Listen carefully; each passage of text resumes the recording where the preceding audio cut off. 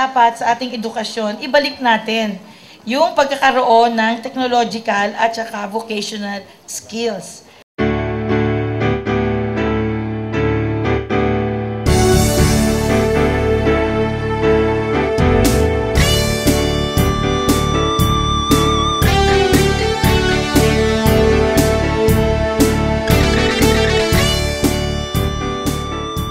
ABM Foundation through Mr. Eliseo Del Mundo Sr., ang ANG Technological College at ang CCT Group of Ministries ay nagsama-sama upang ang pananaw na ito, ang vision na ito ay magkaroon ng katuparan.